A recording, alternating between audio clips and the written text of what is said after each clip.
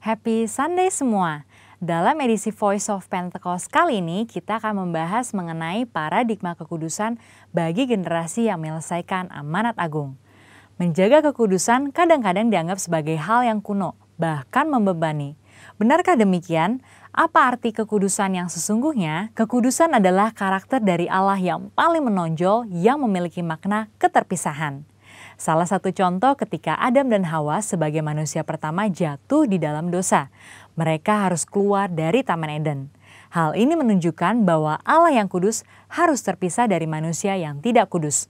Dan juga terpisah dari segala sesuatu yang bertentangan dengan keseluruhan karakter Allah itu sendiri.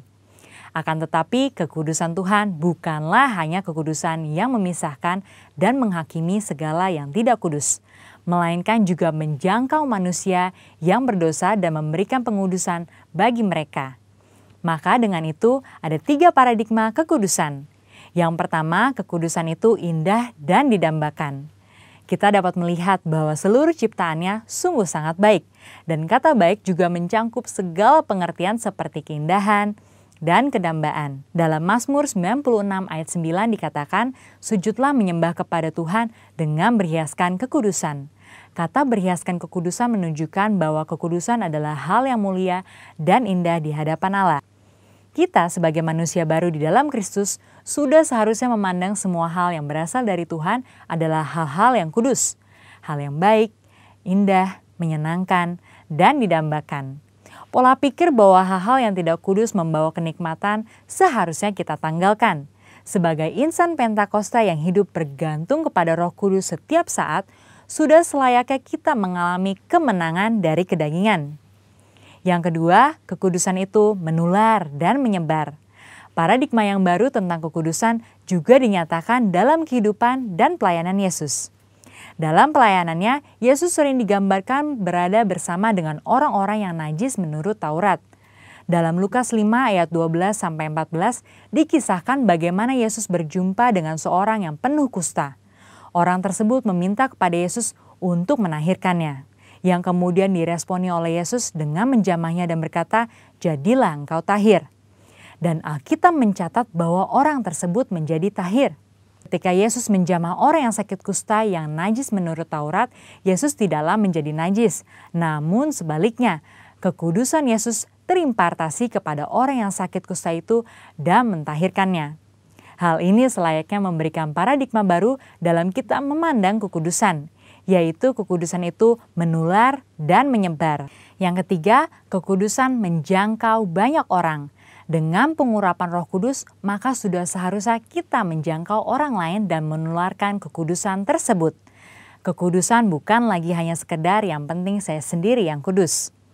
Dalam Imamat 19 ayat 2, pertama-tama Tuhan berkata, "Kuduslah kamu sebab aku Tuhan Allahmu kudus."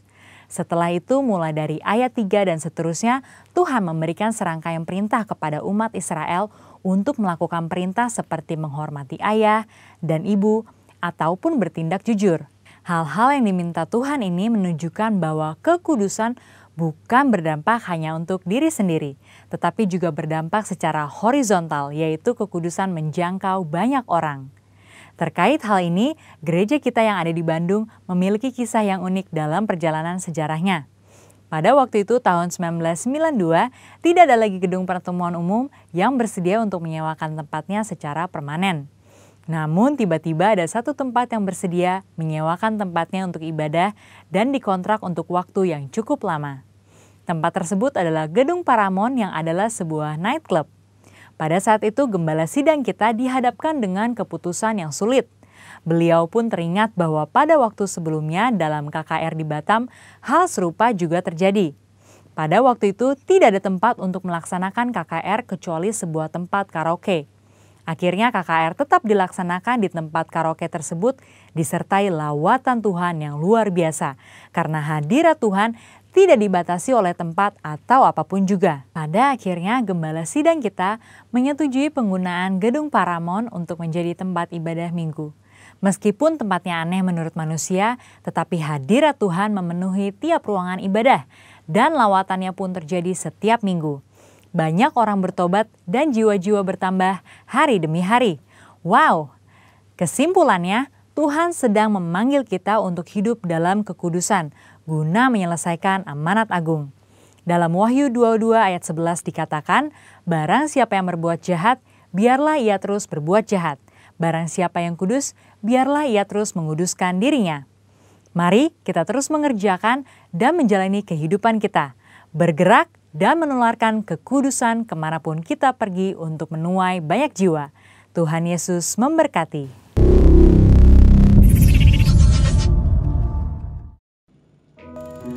Shalom jemaat Tuhan, dimanapun Anda berada saat ini.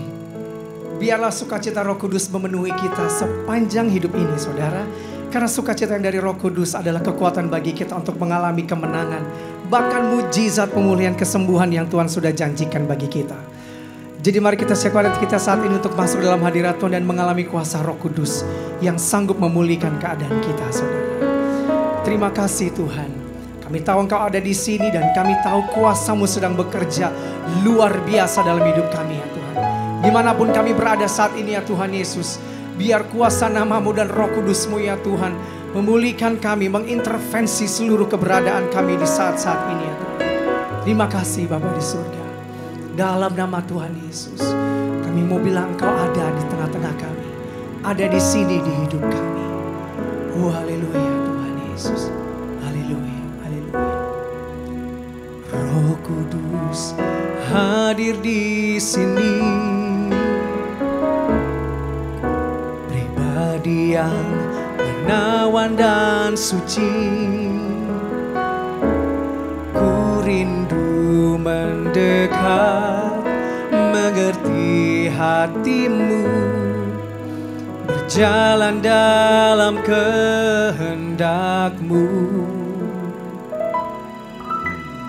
Roh Kudus manis dan lembut, penolong yang sejati dan suci. Ku rindu mendekat, mengerti hatimu, berjalan dalam kuasa-Mu. Bekerjalah ya Roh Kudus, bertatalah lebih lagi urapan-Mu, lawatan-Mu. Kaulah yang ku perlu, Kau terutama di hidupku. Haleluya. Roh Kudus, Roh Kudus hadir di sini, pribadi yang menawan dan suci. Ku rindu mendekat, mengerti hatimu, berjalan dalam kehendak-Mu.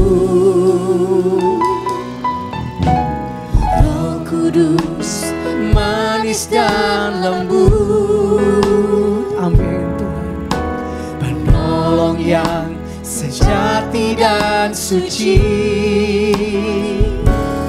Ku rindu mendekat, mengerti hatimu, berjalan dalam kuasa-Mu. Bekerjalah ya Roh Kudus, bertatalah lebih lagi urapan-Mu, lawatan-Mu.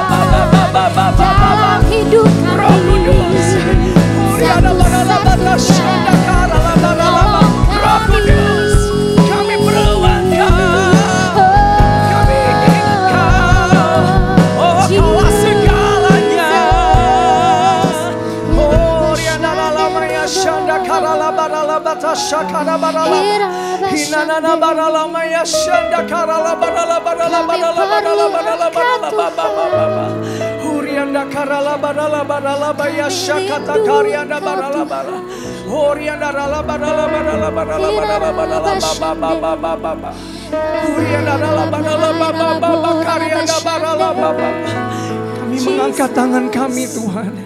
Kami merindukan Roh Kudus-Mu. Haleluya, haleluya. Kami memerlukan Engkau Tuhan. Allah Roh Kudus yang manis, penolong, penghibur, yang memberikan kekuatan, penghiburan. Kami perlu Engkau Tuhan. Datanglah sekarang, penuhi kami dengan kuasa-Mu. Urapi kami sekarang ini dengan api. Datanglah sekarang, datanglah sekarang. Kami perlu Kau Tuhan. Kami tahu Kau ada di sini. Datang dan kuasai kami. Datang dan penuhi kami. Urapi kami sekarang ini dengan api Roh-Mu. Oh, datanglah sekarang, penuhi kami dengan kuasa-Mu. Urapi kami sekarang ini dengan api Roh-Mu Tuhan, dengan api Roh-Mu. Oh, dengan api Roh-Mu, dengan api Roh-Mu.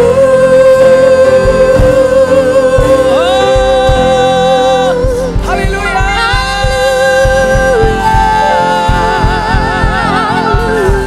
Yes, Kau dahsyat Tuhan. Terima kasih Tuhan. Roh Kudus-Mu, kami tahu Kau ada di sini dan Kau sedang menguasai keadaan kami, hidup kami. Apapun keadaannya kami percaya Roh Kudus, Allah di dalam nama Yesus Kristus sedang mengendalikan segala sesuatunya dalam hidup kami. Terima kasih Tuhan. Dan biarlah terus yang kami lihat, kami pandang, kami alami, rasakan adalah kebaikan dan demi kebaikan-Mu ya Tuhan yang terus mengalir dalam hidup kami. Ketika kami berserah dan Roh Kudus memenuhi kami saat ini. Terima kasih Bapa. Dalam nama Tuhan Yesus kami berdoa dan bersyukur dan mau bersorak demi kebaikan nama-Mu dalam hidup kami Tuhan. Haleluya. Kita berikan sorak-sorai. Haleluya. Haleluya. Glory. Kami terus mau mengingat dan merayakan akan kebaikan-Mu dalam hidup kami Tuhan Yesus. Haleluya. Yo, get ready untuk mengalami kebaikan Tuhan saat ini saudara. Makasih Tuhan Yesus. Kami tahu di dalam Roh-Mu ada kekuatan untuk bersorak-sorai Tuhan dan bersyukur. Dengan hati bersyukur masuk di hadirat-Mu, membawa pujian bagi-Mu Yesus. Ku memandang wajah-Mu, bersuka di depan-Mu, sambil menceritakan kasih-Mu. Yes. Ku mengangkat tanganku, bersorak-sorai bagi kebaikan-Mu. Haleluya. Engkau baik, sangat baik, kasih setia-Mu tak pernah berubah. Engkau baik, sangat baik, kasih setia-Mu tak pernah berubah. Haleluya. Ayo semua kita katakan, yes. dengan hati bersyukur masuk di hadirat-Mu, membawa pujian bagi-Mu Yesus. Ku memandang wajah-Mu, bersuka di depan-Mu, sambil menceritakan kasih-Mu. Yes. Ku mengangkat tanganku, bersorak-sorai bagi kebaikan-Mu. Engkau baik, sangat baik. Come on. Kasih setia-Mu tak pernah berubah. Engkau baik, sangat baik. Kasih setia-Mu tak pernah berubah. Engkau baik, sangat baik. Kasih setia-Mu tak pernah berubah. Engkau baik, sangat baik. Kasih setia-Mu tak pernah berubah. Engkau baik, sangat. Ayo katakan ya saudara. Kasih setia-Mu tak pernah berubah. Engkau baik, sangat baik. Kasih setia-Mu tak pernah. Engkau baik, sangat baik. Kasih setia-Mu tak pernah berubah. Engkau baik, sangat baik. Kasih setia-Mu tak pernah berubah. Kasih setia-Mu tak pernah. Kami katakan, kasih setia-Mu tak pernah berubah.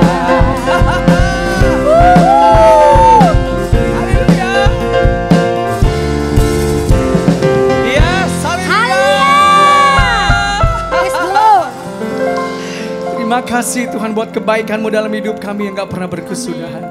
Terima kasih Tuhan Yesus, terima kasih. Kami mau perkatakan ya Tuhan Yesus, hidup kami ada karena segala kebaikan-Mu ya Tuhan.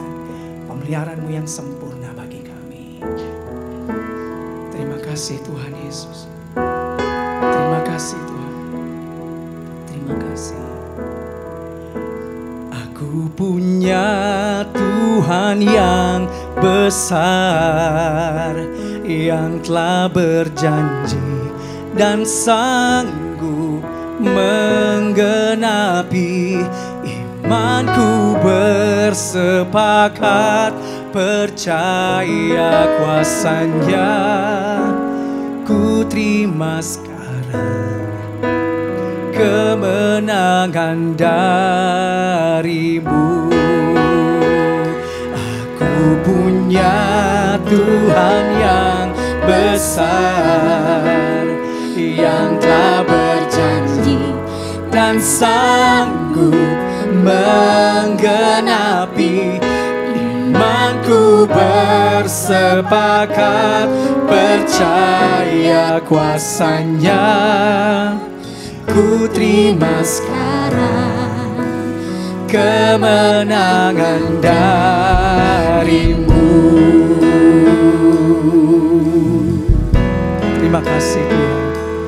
Ku hidup karena percaya Kau yang berjanji setia.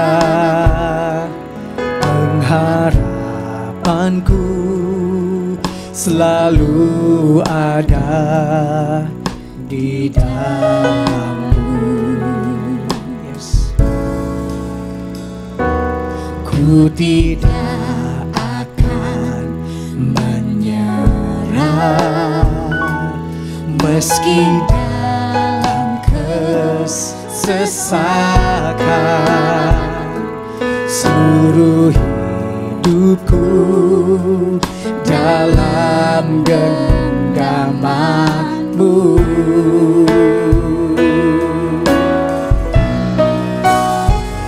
Aku punya Tuhan yang besar, yang telah berjanji dan sanggup menggenapi. Imanku bersepakat, percaya kuasa-Nya. Ku terima sekarang kemenangan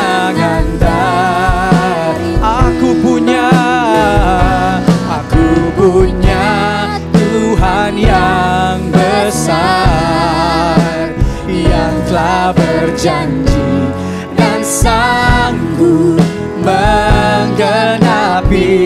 Imanku bersepakat, percaya kuasanya.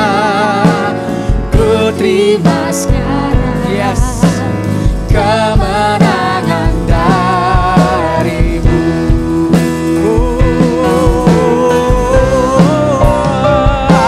Aku punya Tuhan yang besar, yang telah berjanji dan sanggup menggenapi. Imanku bersepakat, percaya kuasanya. Ku terima sekarang kemenangan dan sekali lagi katakan aku punya Tuhan. Itu Engkau Yesus Tuhan yang telah berjanji dan sanggup menggenapi. Imanku bersepakat, percaya kuasanya. Ku terima sekarang kemenangan dan ku terima sekarang. Ku terima sekarang. Ku terima sekarang. Ku terima sekarang. Ku terima sekarang kemenangan darimu.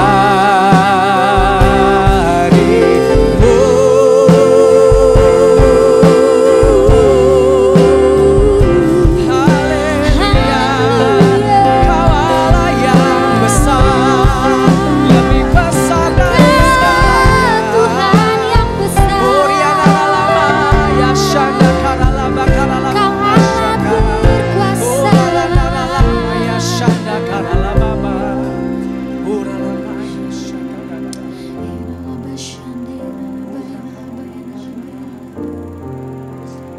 Kami bersyukur, Bapa, Engkau adalah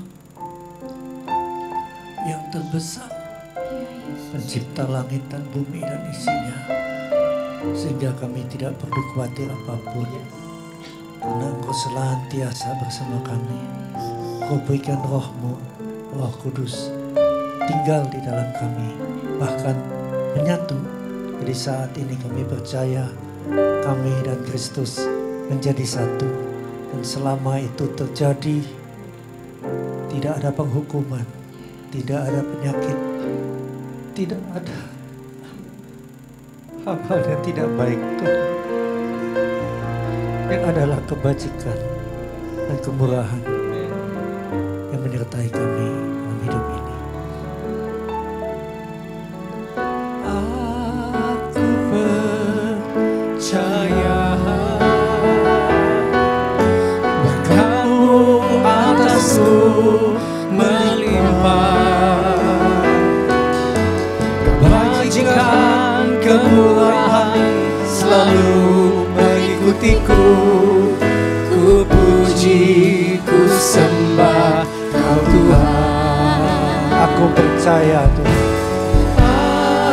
Aku percaya berkat-Mu atasku melimpah, kebajikan, kemurahan selalu mengikutiku. Ku puji, ku sembah Kau Tuhan. Ku puji, ku sembah. Ku puji, ku sembah Kau Tuhan. Ku puji, ku sembah Kau Yesus.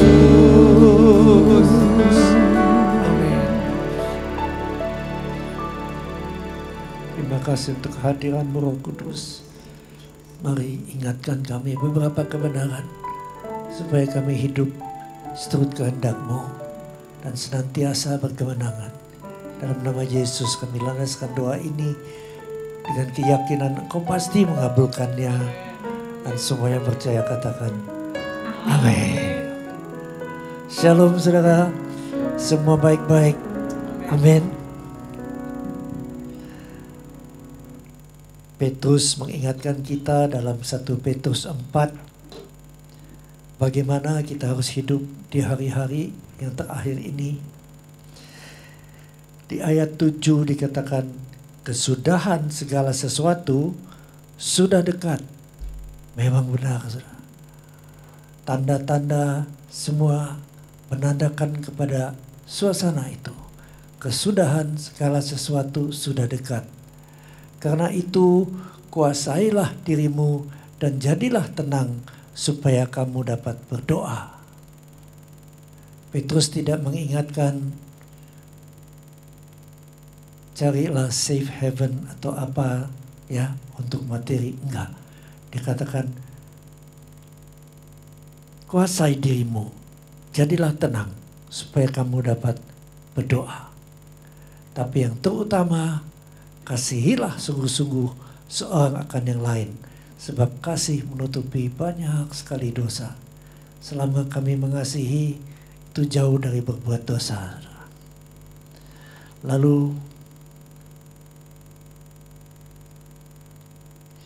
berilah tumpangan seorang akan yang lain dengan tidak bersungut-sungut.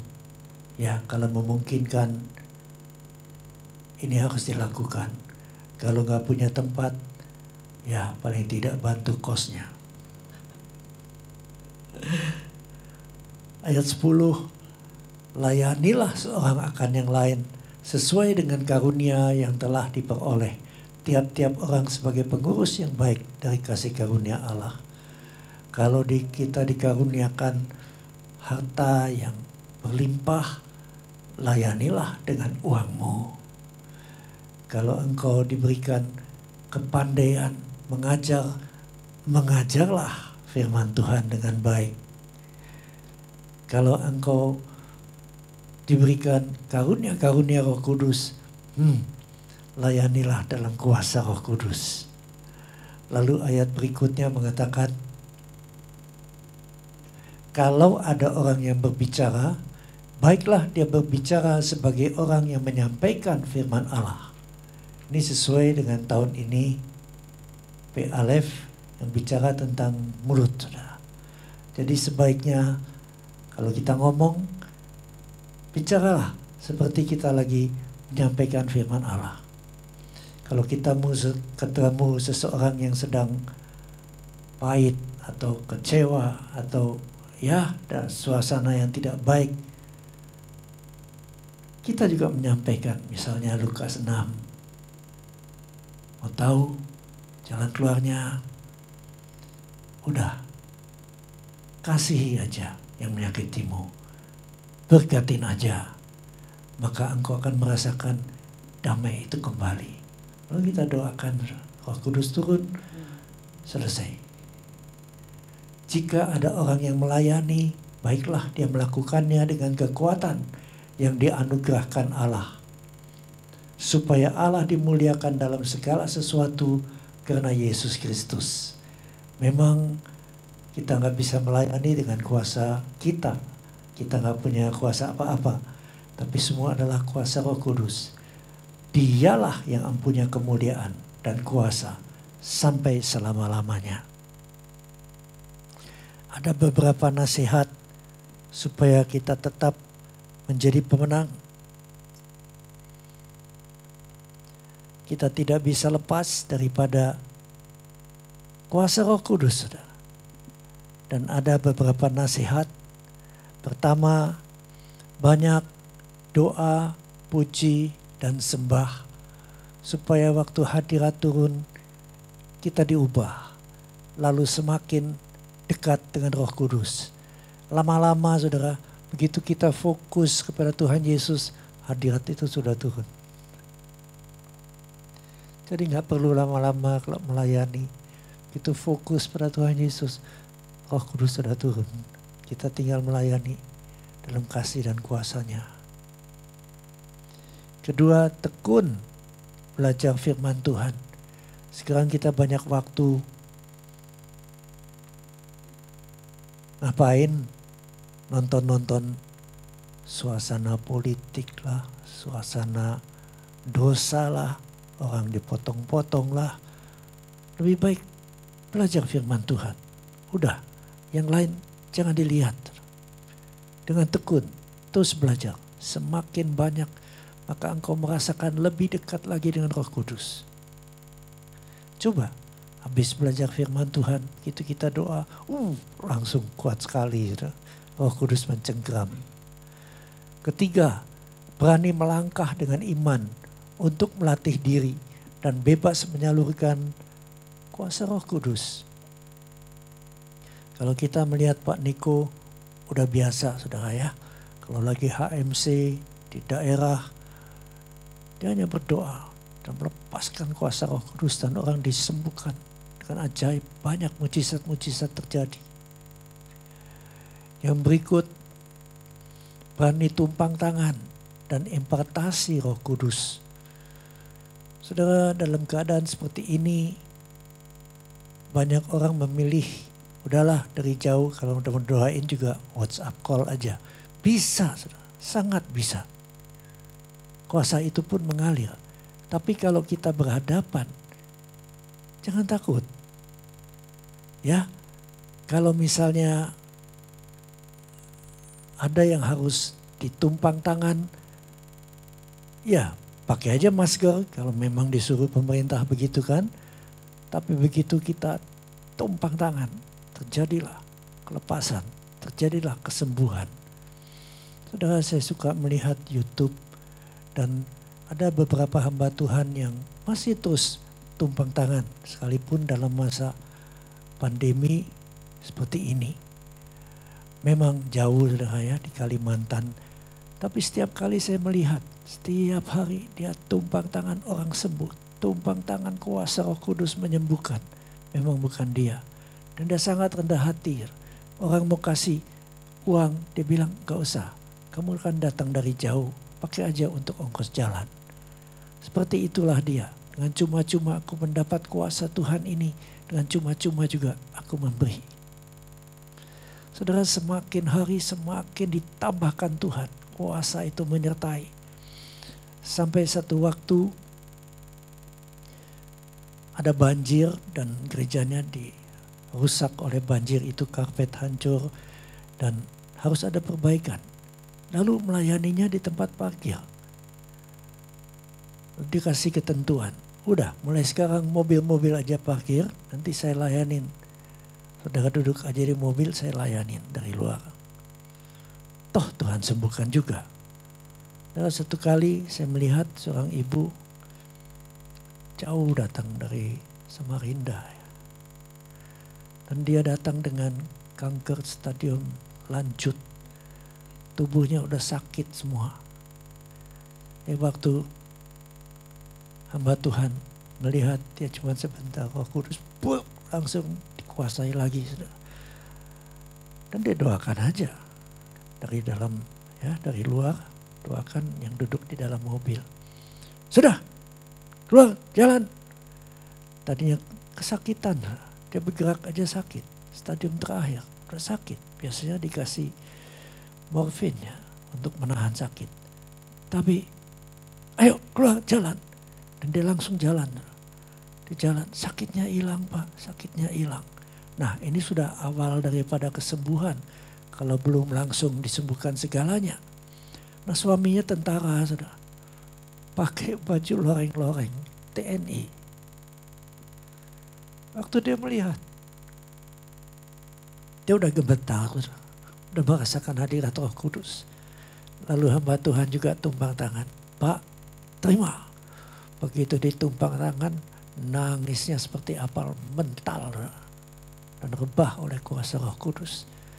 Saudara, segagah-gagahnya militer, tapi kalau hatinya mengasihi, dalam hal ini dia mengasihi istrinya, dia lihat Tuhan menjamah istrinya, menyembuhkan istrinya, maka dia pun terjamah dan ingin Roh Kudus yang sama.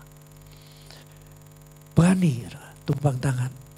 Sekarang udah begitu penuh sampai gak bisa tunggu lama-lama. Di jalan aja langsung tumpang tangan satu-satu. Dan sembuh juga tuh. Ada yang baru ditoel langsung manifest, ya terpaksa sedikit lamaan saudara ya. Diusir roh jahatnya dan penyakitnya disembuhkan. Banyak penyakit itu disebabkan oleh roh jahat. Tidak semua, tapi banyak. Dan ini perlu tumpang tangan. Karena kuasa Roh Kudus mengalir. Setan yang gak tahan keluar. Kuasa kesembuhan Roh Kudus mengalir, sembuh. Yesus dimuliakan. Impartasi Roh Kudus dilakukan. Ya Pak Niko mendoakan kepala-kepala rayon, kepala cabang khusus, lalu kepala-kepala rayon mendoakan gembala-gembala cabang dan seterusnya saudara ya. Dan ini adalah impartasi Roh Kudus. Karena itu hampir semua saya melihat, ya enggak semua juga ya. Tapi beberapa anak-anak Tuhan sudah menjadi penyembah dengan urapan seorang penyembah. Saudara. Ini awalnya. Daud juga mulainya begitu. Dan dia diangkat Tuhan. Karena Tuhan mencari penyembah-penyembah benar. Yang menyembah dia dalam roh dan kebenaran. Menyembah dia dalam bahasa roh dan hidup dalam kebenaran. Yang berikut adalah kita harus banyak bergaul dengan orang-orang yang diurapi Tuhan. Saudara, siapa yang paling banyak kita bersama-sama itu akan mempengaruhi hidup kita.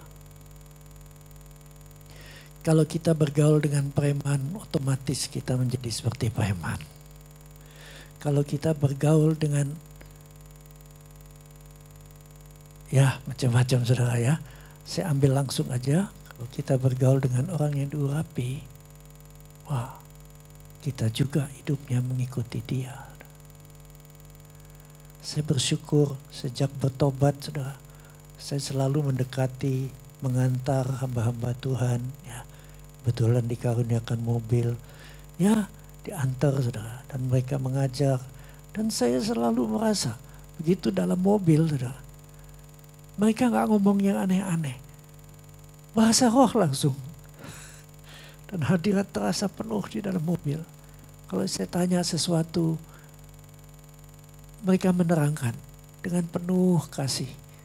Satu kali saya tanya seorang hamba Tuhan dari Amerika. Seorang ibu. Saya tanya, Bu, apa yang dimaksud dengan yang ditulis di Ibrani? Kalau kita melakukan dosa sesudah memperoleh pengetahuan tentang kasih karunia, apakah pasti tidak ada pengampunan lagi bagi kami? Ini satu pertanyaan yang sulit dijawab. Anda jawab penuh hikmat, dia katakan. Yang pasti Bapak tidak akan senang. Tapi kasih karunia itu selalu ada. Wah. Saya pikir, Tuhan, selalu ada kesempatan yang baru. Dan yang terakhir kita harus menjaga kirbat hati selalu baru. Kenapa saudara? Hati menentukan kehidupan kita.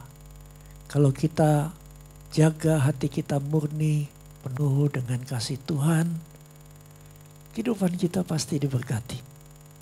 Kebaikan yang mengikuti. Tapi kalau hati kita jahat, ya, keras, sulit mengampuni. Kalau benci, aduh, sampai akhir, jangan injek rumah gua lagi.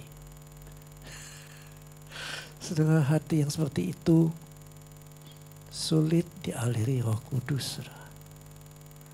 Tapi kalau kita mau mengampuni, tetap kasih Tuhan tidak berkesudahan. Ingat lagu ini. Kasih Tuhan tak berkesudahan, tak habis-habisnya rahmatnya.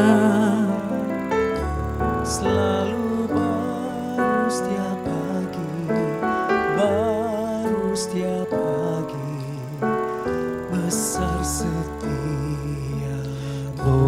Tuhan, besar setiamu.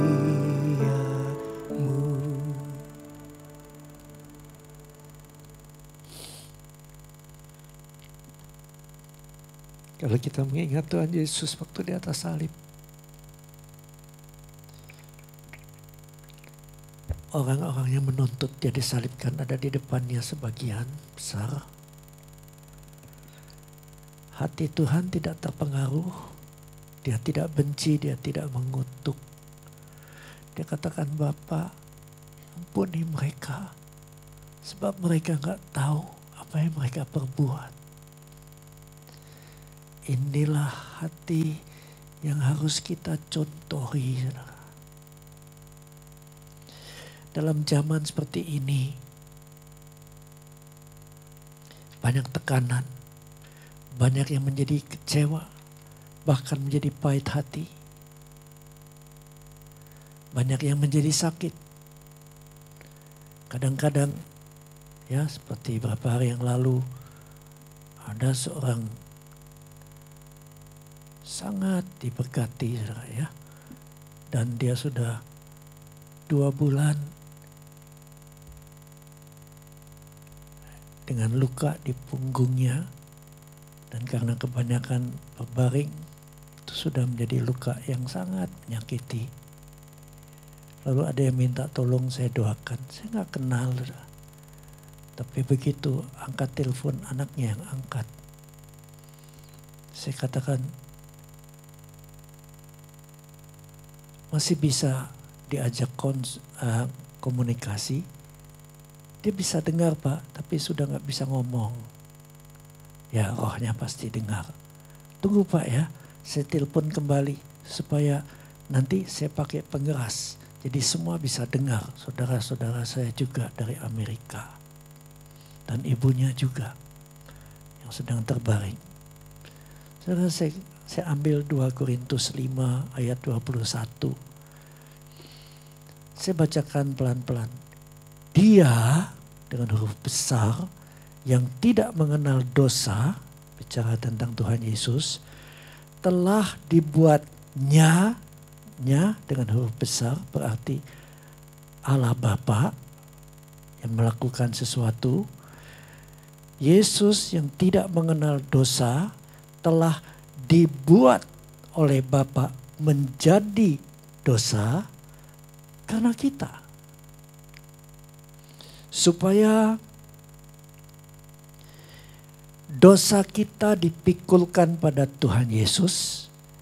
Dan Yesus sebagai yang tidak pernah berdosa, sebagai kebenaran dan hidup, diimpartasikan ke kita yang bertobat. Langsung si ibu itu yang mendengar, dia respons, oh, saya tahu dia dengar, saya tahu dia mengerti. Saudara, sejak saat itu ya memang saya terangkan lagi sedikit tentang Roma 8. Sejak ibu bertobat sungguh-sungguh, maka ibu ditarik keluar dari kuasa roh maut dan diletakkan di bawah kuasa roh kehidupan dalam Kristus Yesus. Maka tidak ada penghukuman lagi bagimu. Orang udah dekat mau pulang, ya. Tidak ada penghukuman bagimu. Saudara, habis itu hadirat mulai turun. Dan saya katakan pada anaknya, sekarang ambil minyak yang tadi, urapin di kepalanya ibu. Dan dia urapi, saudara. Dan saya dengar, sesudah itu ibunya tidak merasakan sakit apapun dari luka yang terus menerus sakit. Sampai akhirnya dia pulang ke rumah Bapa. Luar biasa, saudara. Roh Kudus, asal kita berani aja doakan. Memang gak usah tumpang tangan juga bisa, saudara. Ya, ada beberapa orang yang sembuh dari COVID hanya melalui WhatsApp call. Ada yang langsung didoakan, diurapi dengan minyak. Roh Kudus itu luar biasa. Tapi semua adalah kasih karunia Tuhan.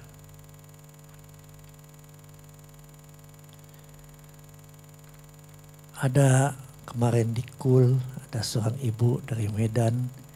Dia katakan, saya itu waktu suami masih ada, dia punya jabatan yang lumayan, saudara ya. Rumah diberikan, instansi, mobil dinas, segala ada. Tapi kenapa saya merasa ada yang kurang? Saya enggak bahagia. Bukan karena suaminya, enggak. Saudara. Tapi karena dia belum merasakan kehadiran Roh Kudus. Dia bersyukur, dia ikut di The Best dulu sebagai pendoa dan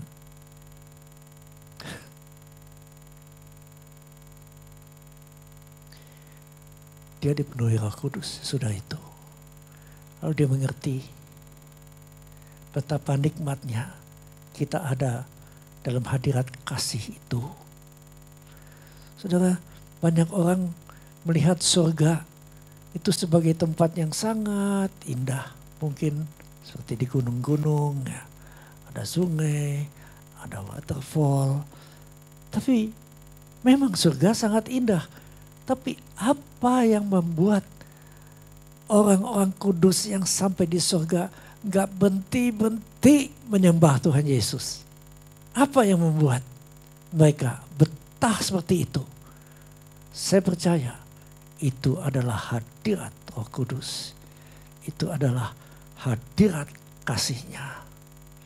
Kalau di bumi saja kita menyembah, Roh Kudus turun, kita udah merasa, wah luar biasa Tuhan, luar biasa. Enggak mau berhenti nyembah, jangan pergi-pergi. Memang Tuhan enggak pernah pergi, enggak pernah tinggalkan. Tapi bagaimana nanti di surga, berapa kali lipat kekuatan kasih yang kita rasakan di situ. Mungkin kita hanya bisa menyembah, merasakan nikmatnya kasih Tuhan. Saya nggak tahu apa penyembah-penyembah di situ juga berlinang air mata. Tapi yang pasti,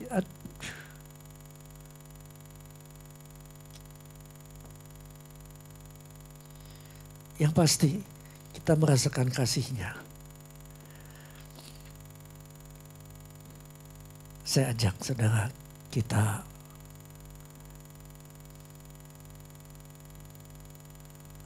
sebelum masuk ke dalam perjamuan kudus, kita akan mengundang Roh Kudus. Penuhi hatiku dengan hadir-Mu Tuhan. Kami rindu bukan hanya memandang wajah-Mu, tapi juga mendengar suara-Mu. Yes. Penuhi hatiku, Yesus, dengan hadir-Mu. Ku rindu memandang wajah-Mu, oh Tuhan, di dalam kekudusan-Mu. Bawaku dekat, lebih dekat lagi Bapa, dalam hati-Mu. Ku rindu mendengar suara-Mu. Ku rindu mendengar suara-Mu, oh Tuhan, di tempat kudus-Mu sekarang. Ku rasakan kasih-Mu dan indahnya kekudusan-Mu. Penuhi dengan kasih-Mu, diam di hadirat-Mu. Ku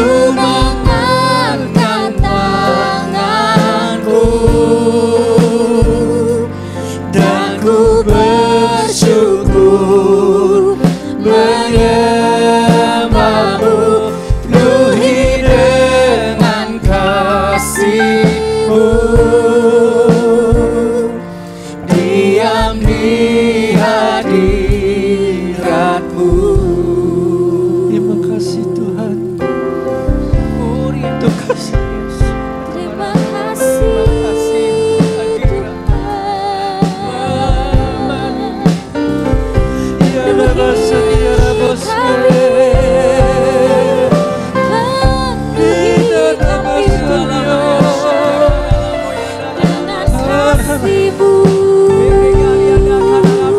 kasih curahkan kepada anak-anakmu yang sedang menonton. Kasih-Mu menyembuhkan hati yang terluka. Urapan-Mu Roh Kudus hancurkan segala beban. Kuasa kesembuhan-Mu menyembuhkan sakit kami. Haleluya.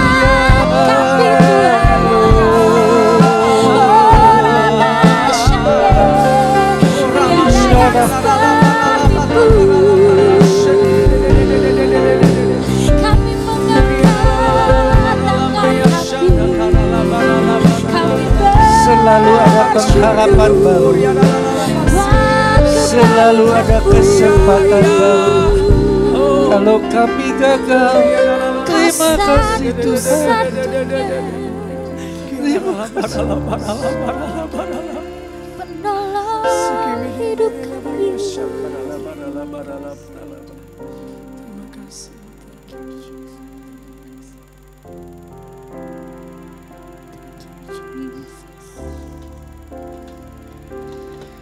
Maafkan saya saudara, saya nggak tahan kalau merasakan kasih Tuhan.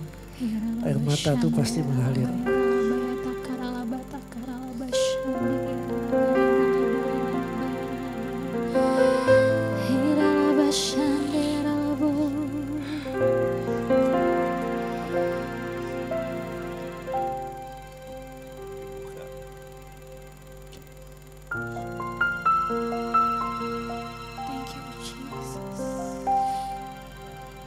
Bapak izinkan kami masuk ke dalam perjamuan kudus. Mengingat kasih-Mu Tuhan. Pada malam waktu Tuhan Yesus akan diserahkan, Dia mengambil sepotong roti, lalu mengucap syukur kepada Bapa. Kemudian Tuhan pecahkan roti ini sambil berkata, inilah tubuhku dipecah untuk kamu. Supaya yang terpecah keluarganya disatukan kembali. Supaya yang sakit disembuhkan kembali. Ada pengharapan baru Tuhan. Bukankah roti ini adalah persekutuan dengan tubuh Kristus Yesus? Mengucap syukur dan makanlah. Terima kasih Tuhan Yesus.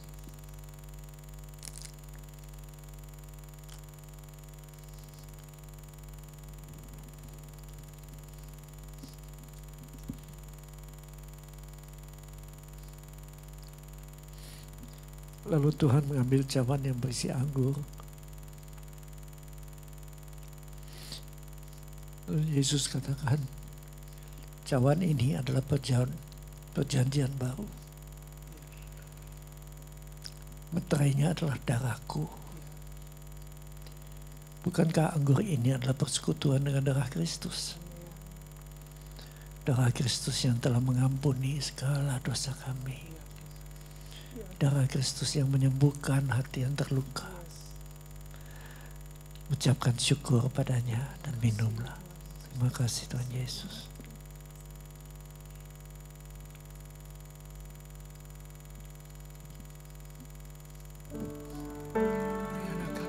Ucapkan syukur padanya. Terima kasih Tuhan. Terima kasih Abba.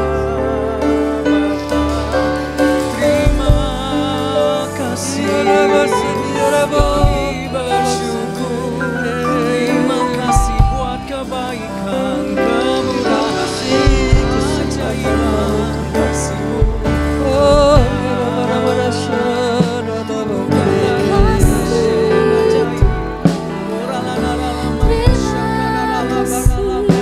Engkau telah membenarkan kami Engkau yang mengambil dosa kami supaya kami dibenarkan. Terima kasih Tuhan. Terima kasih Yesus.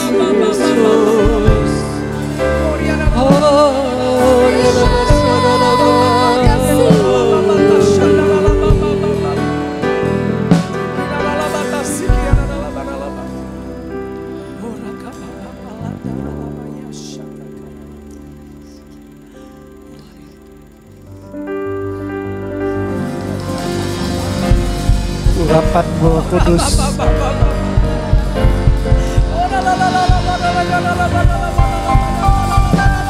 sanggupkan kami untuk mentaati, untuk mengasihi seperti Engkau mengasihi Tuhan.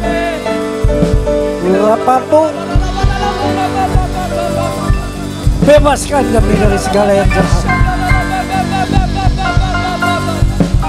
Dalam nama Yesus. Dalam nama Yesus. Terima kasih Yesusku, terima kasih Yesusku. Puji syukur hanya bagi Tuhanku. Terima kasih Yesusku, terima kasih Yesusku. Puji syukur hanya bagi Tuhanku. Oh terima kasih. Puji syukur hanya bagi Tuhanku. Puji syukur hanya bagi Tuhanku.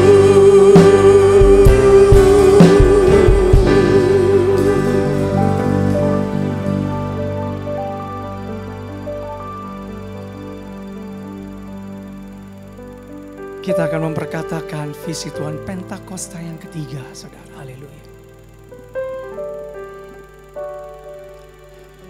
Mari kita sama-sama mengimani dan declare tentang Pentakosta ketiga ini. 1, 2, 3. Pentakosta ketiga adalah pencurahan Roh Kudus yang dahsyat di zaman now, melebihi yang terjadi di Azusa Street. Pentakosta ketiga akan mengakibatkan penuaian jiwa yang terbesar dan yang terakhir sebelum Tuhan Yesus datang kembali.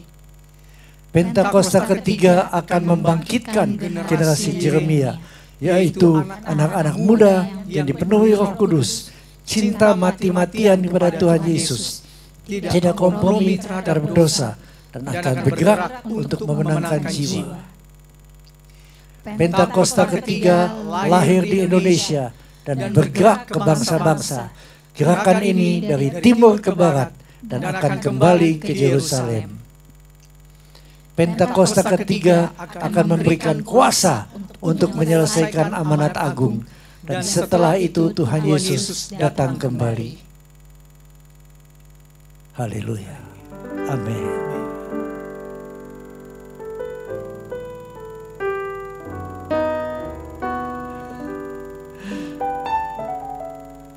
Saat ini, terimalah damai sejahtera yang melampaui segala sesuatu dari Allah Bapa.